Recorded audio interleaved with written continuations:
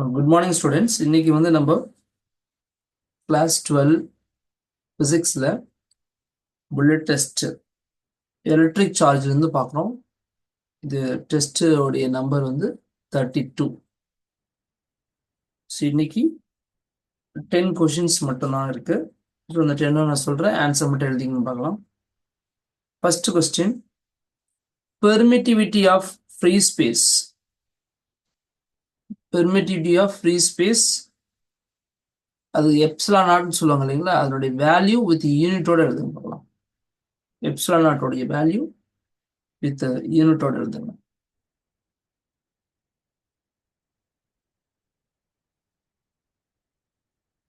Next question number 2. நேற்று கிளாஸை சொல்லியிருப்பேன் ரிலேட்டிவ் பெர்மிட்டிவிட்டி அப்படின்னு சொல்லிட்டு, அதுக்கும் வாட்டருக்கு எவ்வளவு வேல்யூன்னு சொல்லியிருப்பேன்.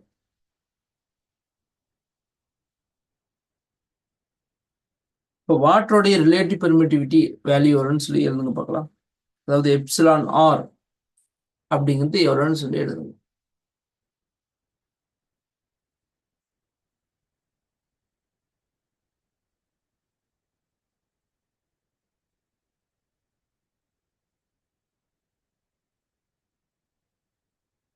Next, what is the unit of relative permittivity?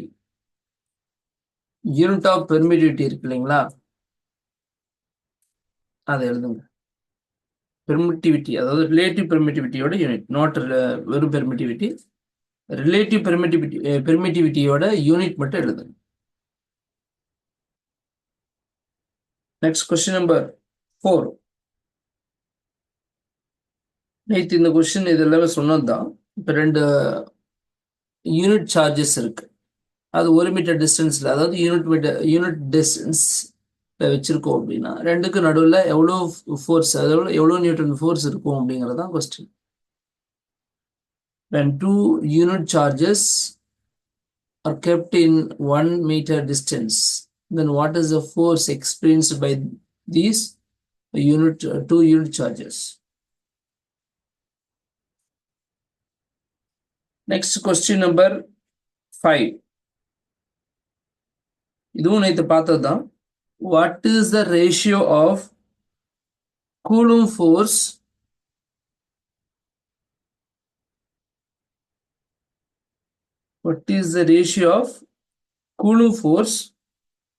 to the gravitational force between 1 proton and 1 electron? ஒரு புரோட்டானுக்கு ஒரு எலக்ட்ரானுக்கு நடுவில் கூலும் ஃபோர்ஸும் அண்ட் கிராவிடேஷன் ஃபோர்ஸும் பார்த்தோம். அதனுடைய ரேஷியோ எவ்வளோ இருக்கும் அப்படிங்கிறத கொஸ்டின்.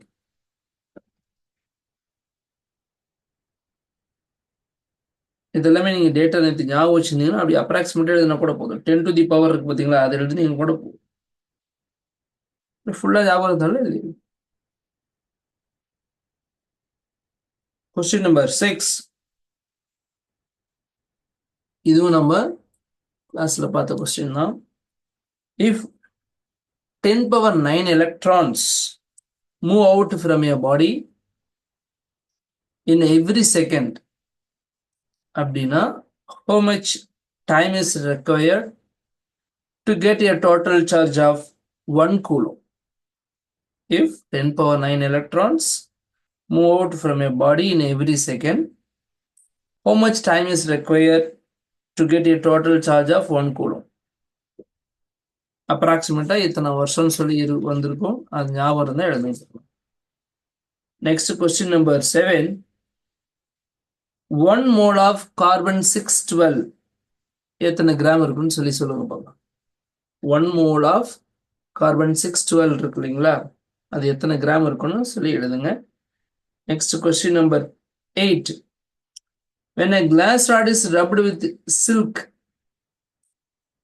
பட்டு துணியால ஒரு கிளாஸ் ராடை ரப் பண்ணும்போது கிளாஸ் ராடு வந்து என்ன பொலாரிட்டியில சார்ஜ் வந்து அதை அட்டைன் பண்ணும், பாசிட்டிவா நெகட்டிவா.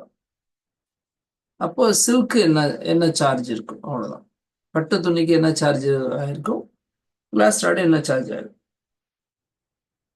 Next question number 9. SI unit of charge இதெல்லாம் ஈஸியான கொஸ்டின் தான், இருந்தாலும் சரி ஞாபகப்படுத்துறதுக்காக கேட்கும். எஸ் யூனிட் ஆஃப் சார்ஜ் ஃபுல்லாக நேமோட எழுதணும், ஸ்பெல்லிங் மிஸ்டேக் இல்லாமல். அதுதான் கேட்டிருக்கேன். Next question number 10. இப்போ தோராயமா நம்ம ஒரு அதாவது எப்படி சொல்றது, ஒரு கூலுமுக்கு வந்து இவ்வளவு எலக்ட்ரான்ஸ் தேவைன்னு சொல்லி பார்த்தோம். இப்ப அதே போல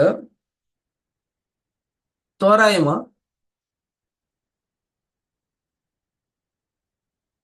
ஒரு மைக்ரோ கூலுமுக்கு எவ்வளவு எலக்ட்ரான்ஸ் தேவைப்படும், அப்ராக்சிமேட்டா எவ்வளவு எலக்ட்ரான்ஸ், 10 to the பவர்ல வர மாதிரி மட்டும் சொன்னா போதும். எக்ஸாக்டா எதையும் ஆம்பிள்ல வேண்டாம், எல்லாமே 10 to the பவர்ல சொல்லுங்க போதும். எத்தனை எலக்ட்ரான்ஸ் தேவைப்படும் ஒரு மைக்ரோ கூலுமுக்கு அப்படிங்கிறது தான் கொஸ்டின் நம்பர் 10. முடிச்சிட்டீங்கன்னா எனக்கு எழுதி போட்டோ எடுத்து அமைச்சிருங்க பார்க்கலாம்.